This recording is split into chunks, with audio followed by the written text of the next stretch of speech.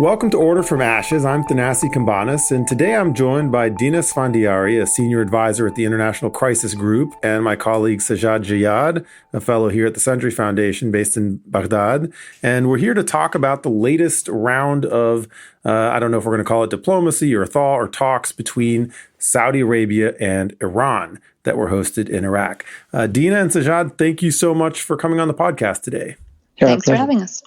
So I wanted to start by asking whichever of you or both of you wants to jump in first to give us a little bit of an overview of what's actually happened in these direct talks that appear to have started taking place in April between emissaries, really senior emissaries of the governments of Saudi Arabia and Iran meeting in Baghdad. So it looks like Iran and Saudi Arabia have decided finally to sit around a table and hash out some of their difficulties. I think there's not much known at the moment about the what's going on within those talks, but it does seem to be on Yemen. They seem to be focusing at the moment on Yemen and whether they can find an end to that conflict. The reason for that is, I think the Saudis are now quite actively looking for a face-saving way out of the conflict. And the Iranians have made it clear for a while that they're willing to engage on Yemen. So it seemed to be a good time to meet and talk about that. I am a little bit worried about what will come of it, because the assumption is that Iran will be able to call the shots and will be able to get the Houthis to do something, to perhaps, agree to a ceasefire or something of the sort. And I'm a little worried that Iran doesn't quite have that sway over the Houthis, but I guess we'll have to wait and see. Well, and before we get into, I think I do want to get into as much detail as we can on the specifics of this conflict and some of the other regional issues they might talk about. But even before we get to that, what can you tell us about the level of representation at these talks, and what was the trigger for this actually happening now in April of 2021, after several years in which different regional actors have sort of yearned for or pushed for or asked for this kind of discussion? So it seems to be relatively senior. I think what's more interesting, other than the seniority of the people that were there, is that it seems to also have included the deep state in both countries. We have to remember that on the Iranian side, while the Ministry of Foreign Affairs under Zarif seems to be the face of Iranian foreign policy in the region, it's the Revolutionary Guards that have been quite active. And in this particular situation, it seems they were at the table for these talks.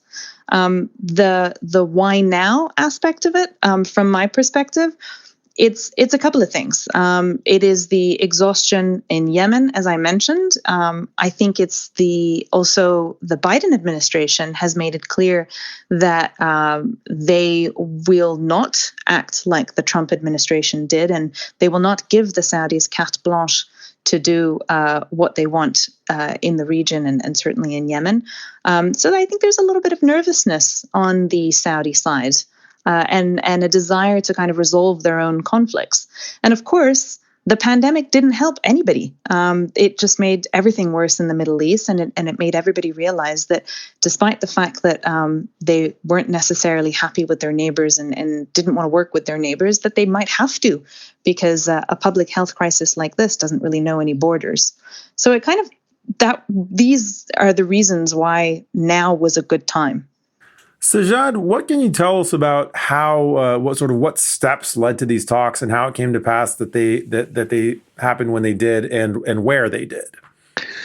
Yeah, so Baghdad has been the host of similar talks in the past, whether it was between the Americans and the Iranians, or the Americans or the Iranians and the Saudis. It has happened in the past. Notably before the nuclear talk negotiations moved to Oman, they started off in Baghdad back all the way in 2010.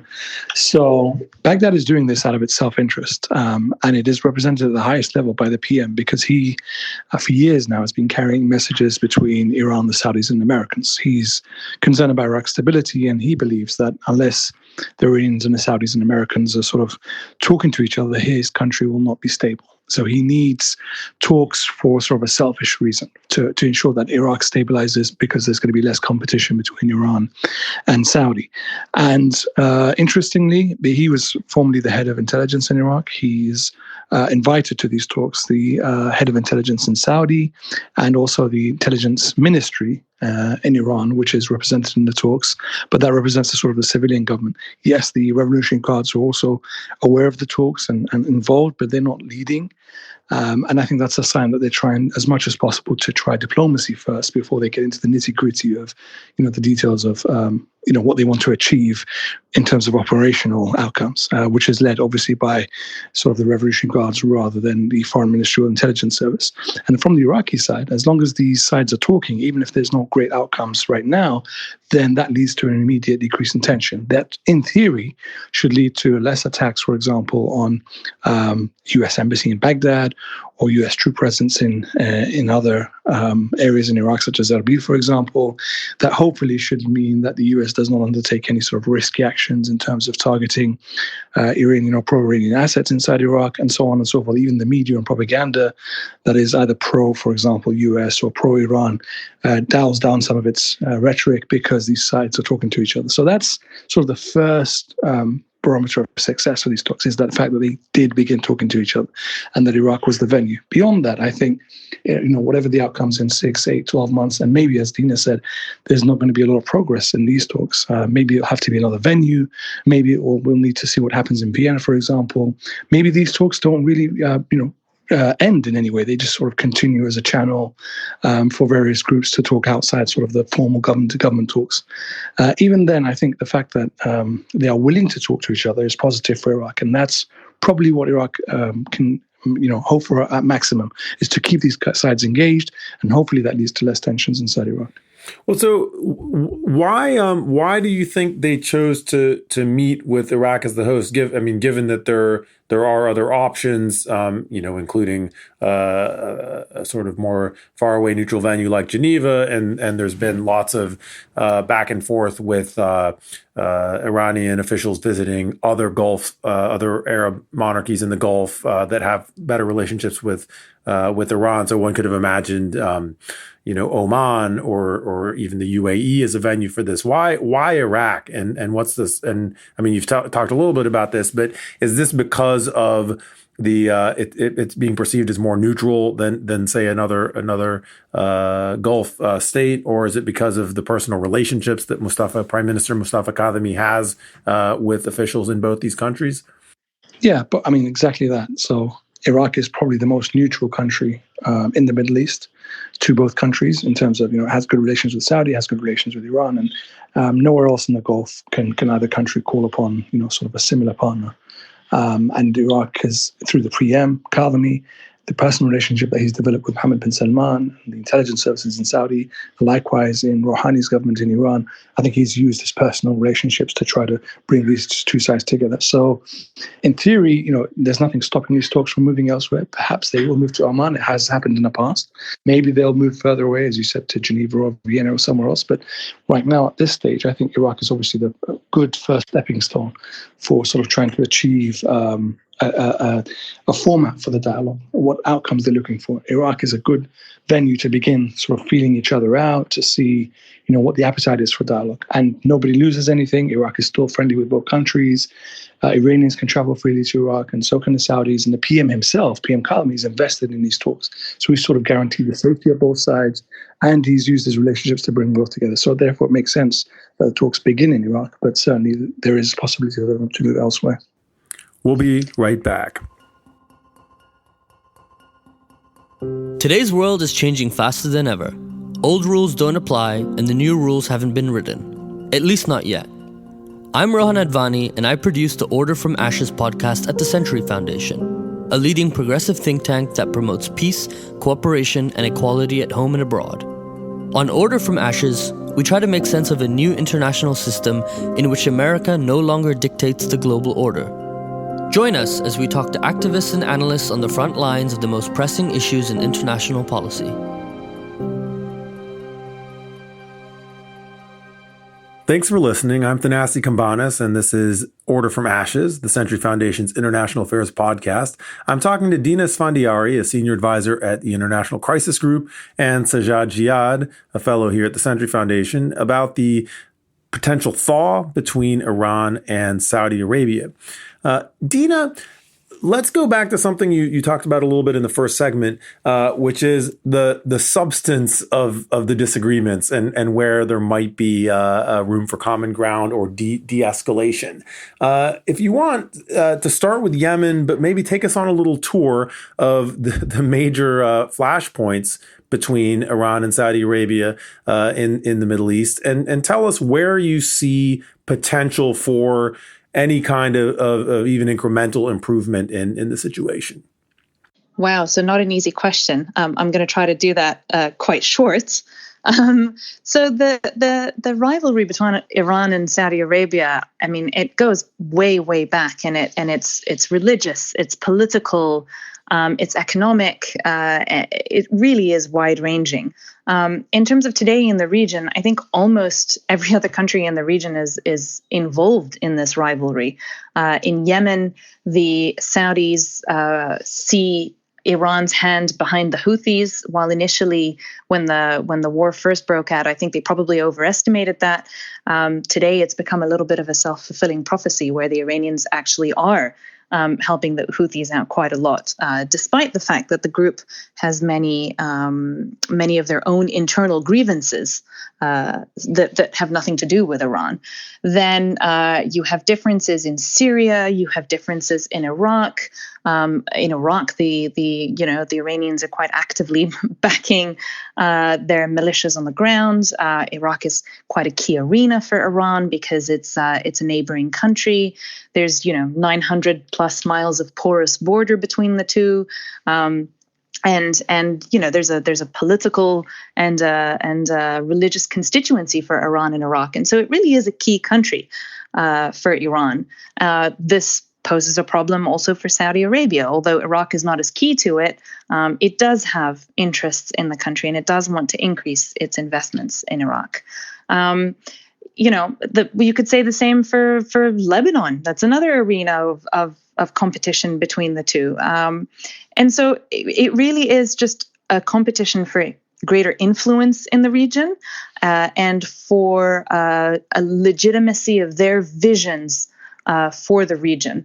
The Iranians are very much all about the defense of minorities and ensuring that the Shias have equal rights to the Sunnis in the region, and Saudi Arabia is more about being a leader of all Muslims in the region. And anyway, inevitably, they're going to come up against one another. Well, so I mean, let's take a couple of these in turn, and Sajad, feel free to jump in as we sort of take this tour. Let's start with Yemen. I think we'll go Yemen, Iraq, Syria, Lebanon. In Yemen, we've already heard you mention that maybe Saudi Arabia is interested in a face-saving way out, or at least a de-escalation, and maybe Iran doesn't have the kind of leverage that one imagines it does over the Houthis. But what sort of trade-offs might each side be willing to make? What would Iran be potentially willing to give up and in exchange for what? And similarly, what might Saudi Arabia be willing to give Iran in exchange for Iran facilitating a climb down in Yemen? So I think the problem is that you're never going to get a solution for each area, for each country that these countries are involved in. So the solution won't just be in Yemen. Any solution or any agreement between Iran and Saudi Arabia is going to end up spanning the region. There's going to be a quid pro quo with different countries in the region, or at least that's how I envisage it.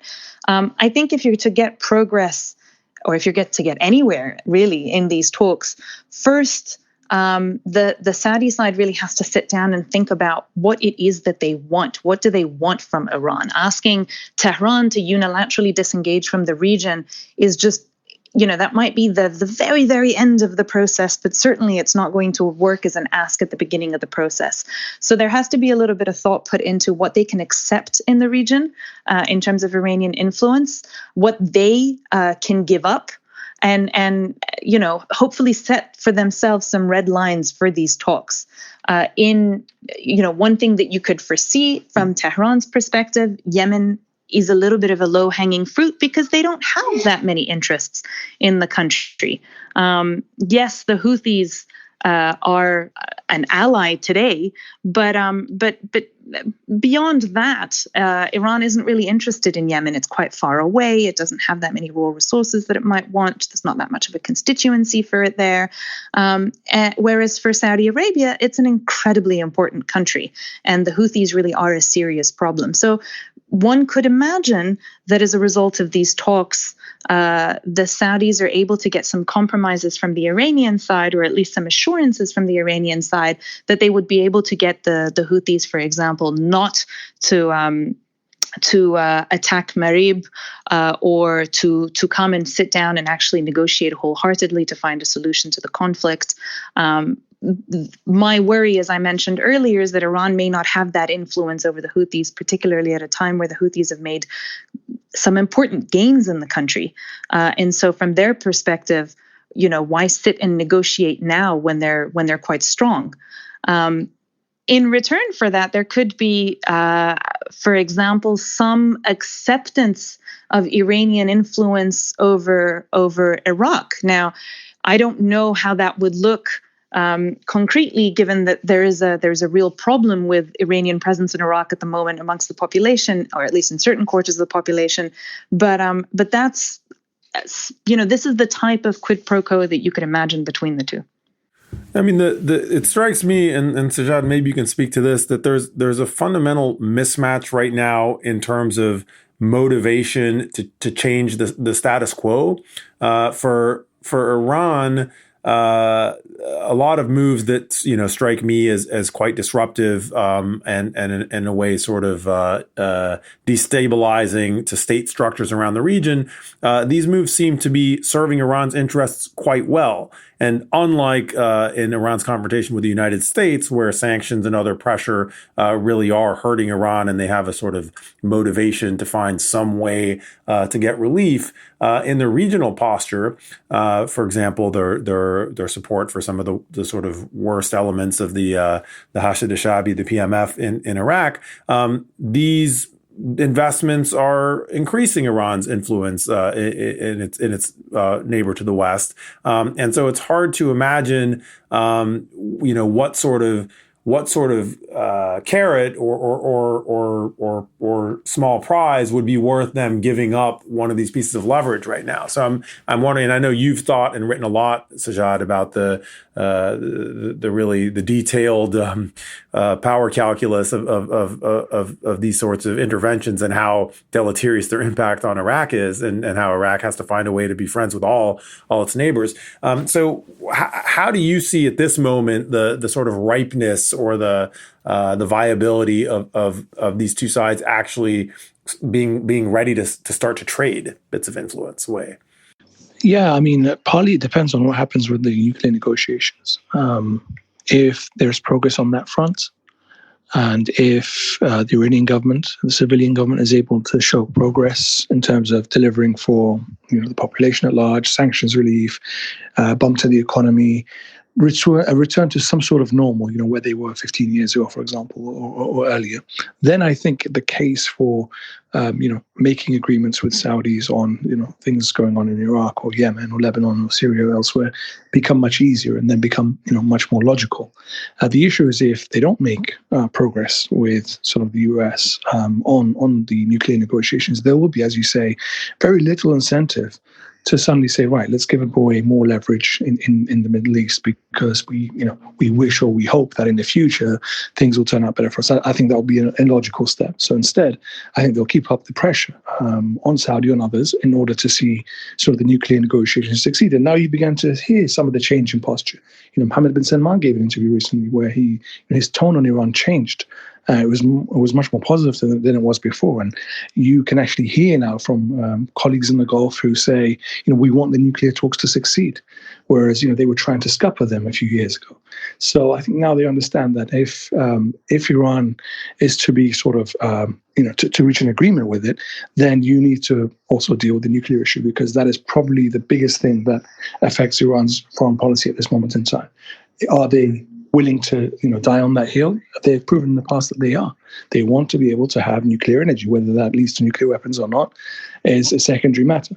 And I think the other countries have sort of realized that the Iranians have already made strong moves towards that, and there's no stopping it now. So the only thing that they can do, as you say, is try to roll in other elements into the package. Yes, we'll agree on sort of having nuclear energy in Iran, but can you also make sure that other elements of your government or your state don't do X, Y, or Z in particular countries like Iraq or Yemen or Lebanon and elsewhere? And I think for the Saudis, their main concern is in Iraq. Dina has already spoken about Yemen and Iraq. They want to make sure that there are no elements in Iraq that will target the Saudis, whether it's drones, whether it's, other forms of sort of attack on Saudi assets. They're very much concerned that Iran has a bit of deniability there. It's not Iranians launching any attacks from Iran. There's no Iranian troop presence in Iran. But there are pro-Iranian groups that Iran has significant influence, if not control over, that have been talking about targeting the Saudi, have targeted Saudi in the past, and the Saudis want to make sure that the Iranians put a stop to that. So I think that's sort of small step will lead to sort of bigger further steps down the line, and that's what the Saudis want to see right away. Can they stop these groups from targeting Saudi? That would be positive, and I think for that, the Iranians won't be giving up any leverage. They can tell these groups, stop targeting Saudi. If things break down in the future, then they can always ramp that up again. And similar in Lebanon and elsewhere, I think it's these sort of incremental steps that Saudi is looking to achieve. And that doesn't mean Iran gives away its leverage completely, but that sort of shows, they're trying to reach a reasonable outcome. And beyond that, I think, like I say, if the environment changes where the civilian government in Iran can show that it's made progress talking to Saudi and the US on the nuclear file, if sanctions are removed, then it makes it very, very difficult for the Revolutionary Guards to argue for increasing a tempo of hostility against Saudi or the Americans in the Middle East. The argument would then be well, surely we should reduce tensions. We shouldn't try to escalate because we're getting what we want. And I think that's probably what the Rouhani government is working to, but also a significant element in Iranian foreign policy making wants to achieve. They do not want to be ransom to sort of the Guards' vision of how to deal with these other countries. One of the things that Obama got a lot of heat for was his publicly stating that Iran and Saudi Arabia have to learn to share the region, and that comment was sort of turned around against him and portrayed as defeatism in the face of Iran or various other caricatures. I think it's a truism, right? Of course, these two powers have to share the region because neither is going anywhere. But one of the things that strikes me looking at the trajectory over the last 10 or 15 years is that while Iran has cultivated and expanded its influence through spending considerable money on non-state armed or hybrid actors, as well as sustained other non-military or quasi-military forms of engagement, especially we see in Iraq, Syria and Lebanon, where the strategy is pretty whole of government in dealing with projecting Iranian influence. The Saudi approach went from inattention and disengagement for a long period of time to a sort of spasmodic surge of trying to force outcomes when Mohammed bin Salman first rose to power and tried to replace the Lebanese prime minister and engaged in a couple of other moves that none of which worked to reassert sort of Saudi dominance the way he hoped, and I'm kind of interested in whether we're starting to see some evidence of Saudi Arabia finding a different or more effective way to project sustained influence in places like Iraq or even Syria, which would it seems, welcome some kind of balancing relationship with Saudi Arabia. It's not that they want a new external meddler or bully or overlord, but they would like to have some kind of whether it's through direct foreign investment or the other sorts of tools that states actually welcome getting balancing support from. Have we seen any sign of that becoming a sustained Saudi strategy, and two, of Saudi developing the actual capacity to project influence rather than sort of act as a either spoiler or a sort of holder of veto power, but not of constructive influence? So I think that the Saudis have actually been watching the way one of their neighbors, the Emiratis, has been acting in their foreign policy quite closely, and I think they've noticed some of the gains that the UAE has made by being more assertive in the region, by increasing their influence through military presence, but also through diplomatic and political presence and dialogue, and I feel like they're taking a page out of that book. And they're trying to repeat it, basically. The Saudis, through what MBS has done since he's rose to power, are starting to be a bit stretched thin. And so it's now a question of being a little bit more pragmatic and figuring out what you can and can't do, and how much you can be present militarily in one place and alongside another. And so I think they're trying their hand at being more pragmatic, at engaging in dialogue. You can even see it within the GCC after the 2017 split between the countries of the GCC. The Saudis today are pursuing a serious détente with the Qataris in particular, even though the Emiratis aren't necessarily on board with that. So I think there's just a lot of jostling going on right now in the region, reacting to this perceived lessening of American presence as protector of the Gulf Arab states, and also reacting to the growing realization that actually maybe they are more capable of defending themselves, of setting their own foreign policy, of figuring out how to pursue their own interests without necessarily having to turn to Washington all the time. In some cases, it will work out. I think the GCC one and the willingness to end that split is a good example of that. In others, it remains to be seen whether it'll actually lead to anything. It could very well be that the talks between Iran and the Saudis is just another episode in the long ups and downs of their relationship, and it doesn't really lead to anything. But it does seem like the time is ripe for them to at least resolve some of their differences during these talks. Yeah, do you see, Sajad, any sort of long-range shifts, whether in the viability of the Arab state system that are coming into play here, or in terms of the prospect for a longer-term shift to a détente in what's been a pretty long-running regional hot and cold war? I don't think we're quite there yet to see sort of any significant reforms. We've seen sort of the outcomes of the so-called Arab Spring.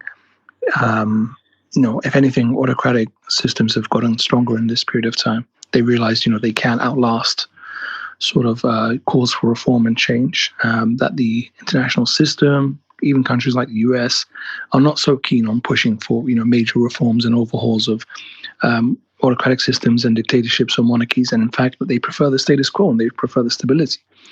And I think, unfortunately, but that has empowered sort of a lot of elements in these countries who don't believe democracy is progress, who believe that stability is progress, who believe that maintaining the status quo is a good thing, because they can point to other countries where there was a lot of chaos. Iraq is an example, Syria is an example, Egypt is an example, and even Lebanon at the moment, where if you try to push for reform, the counter forces are so strong that the country destabilizes.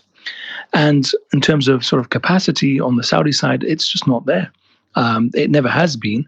And I don't think it ever will be. It's just realism that has kicked in for Mohammed bin Salman, who, as Dina said, has realized there are some things that he can't do, and he needs to adapt, to what his capabilities are and what the Saudi state's capabilities are. So putting those two elements together, I think we're not going to suddenly see a shift in Saudi's policies in the Middle East in terms of how it influences other countries. I don't think suddenly the Emiratis are going to change the way they do things either. And likewise, I think for the current system, the Arab system, I don't think there's going to be a sudden change in the way, they deal with each other, the way they deal with their citizens, the way they deal with Iran. Instead, I think it's just sort of a quid pro quo, incremental steps to try to reach some sort of working stability, rather than actual, real fundamental reforms in each of these countries or on the relationships between them. Dina, I think to end, I wanted to ask you about the upcoming Iranian elections and I guess the discussion that's becoming more public about thinking about a successor to the supreme leader.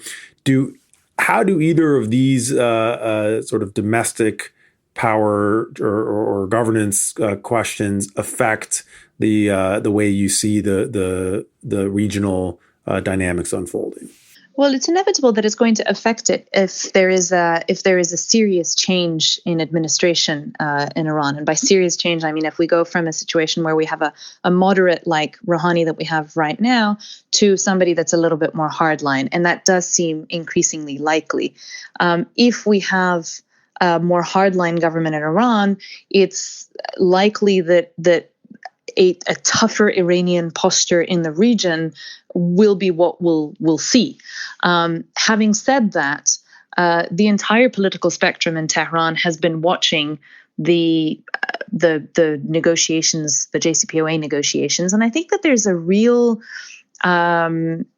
belief that the talks that Iran has been in has brought Iran a lot of political legitimacy and influence. And so there may very well be a desire to engage in a very open-minded way with the Western countries, but also even with the region on a range of issues, just because they've learned their lesson that when Iran isn't the bad guy and when Iran isn't the country that's isolated, it does stand to gain from that.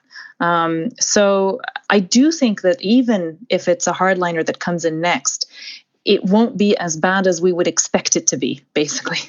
Well, right, because the posture in the region has been, I would say, quite hardline, regardless of who's in the presidency, because the consistent engine of policy comes from the supreme leader and his choice of instrument through the IRGC, and that's actually been pretty consistent even through from Ahmadinejad, Khatami Ahmadinejad, Rouhani, and so on. There's been more consistency than the diplomatic tone would suggest. Exactly. And actually, I think that's one of the reasons why you're seeing these talks between the Iranians and the Saudis, because irrespective of what happens on the domestic front and irrespective of what happens with the JCPOA, Iranian presence in the region is a fait accompli. That's not going to change. In fact, there may actually be a slight uptick in Iranian influence, not influence, but nefarious activities in the region, A, if there is a return to the JCPOA, and B, if there isn't, just because Iran has to make a case for its influence in the region. And so that's part of the reason why the Saudis wanted to resolve some of the regional issues now rather than later. Well, I think we'll end it here. It's great to talk to you both. Dina Esfandiary, Senior Advisor at International Crisis Group, and Sajad Jiyad, a Baghdad-based fellow at the Century Foundation. Dina, Sajad, thank you so much for coming on the Order from Ashes podcast today. Thanks for having me. Yeah, thank you. It was great to talk to you both.